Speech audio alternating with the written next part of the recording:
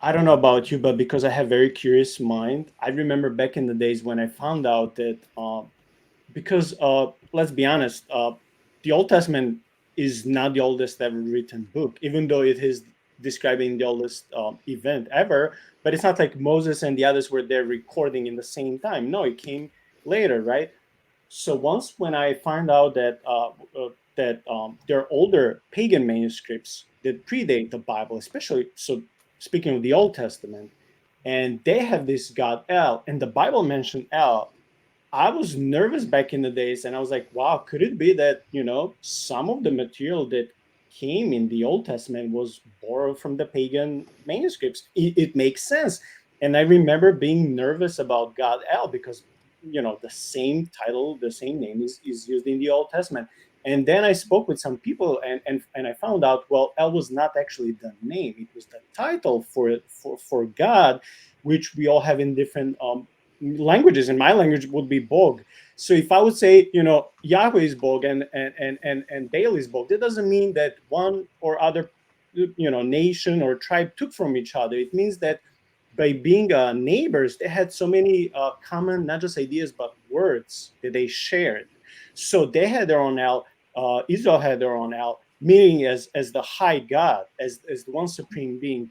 But their description and the role of their gods were different. And this helps another skeptical or liberal theologian works, which will again come with assumption, oh, we see El, we see another El, therefore, Jewish original faith again came from polytheism, and again Jews stole a lot of material from pagans. But then when we discover that El just means God, doesn't describe which God, it helps so much to learn this fact, and just to it gives you confidence in your faith, honestly. Well, yeah, and I think that this is actually some really great evidence for original monotheism rather than people believing in paganism from the get go. Because we have El in the pantheon, but no one is actively worshiping him. He is nobody's local god. Nobody is. Everybody is much more concerned with the lower gods than they are concerned with El. And it's like El doesn't have any real connection to humanity. So it's kind of like we could see this real progression of people actually believing in a supreme creator and then moving away from that creator to believe in other gods. And what do we see in the Bible? Exactly that. That's exactly what we see is people believing in the original creator and understanding him and knowing who he is and moving away from him. And that's exactly what we see in pagan literature, in pagan theology.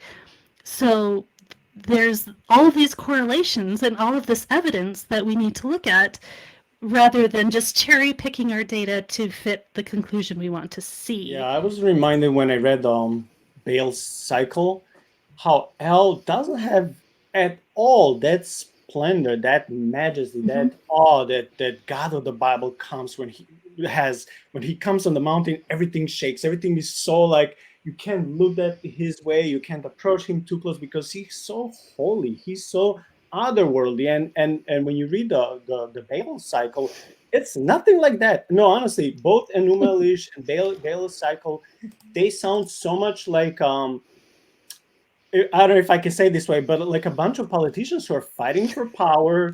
They Yeah. display all these human, the worst human attributes and characteristics. Even if they have some power, like they're divine, they can fly, they're so strong. None of them is omni in any way, Right. omniscient, omnipotent, nothing.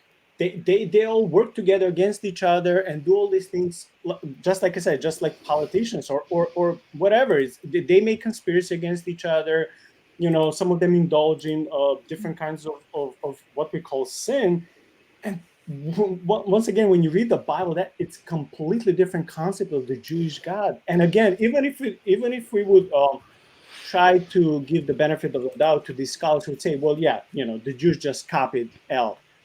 I would just try to challenge them. Well, show me in the Bible how is Yahweh or Mm-hmm. El, how is he similar to all these deities who are nothing who are not different than humans. So for me, this just shows how these deities in pagan cultures and mythologies, they were made in the image and likeness of man, Mm-hmm. unlike Mm-hmm. Yahweh who makes us in His image. And there's like, Right. Right. yeah, and there's all this different worldview which will never we can compare. We can find again parallels. Like there's chaos, there's water, there's creation, there's like all the similarities, right? But there's so many different things to it's like heaven and earth. You just can't compare. So I'm just encouraged. The more I dig, the more I study, even though these studies do not always come fast or easily, but I'm getting more excited and confident in the God of the Bible. Mm-hmm. Yeah, I mean, as you're talking, I just let me read part of Enuma Elish to show you, to show our viewers how different the other gods were. So this part is after the creation of the first gods. They created their first god children, and their god children were noisy and they were obnoxious. so, so this is what they said. They said, "Their ways are very loathsome unto me.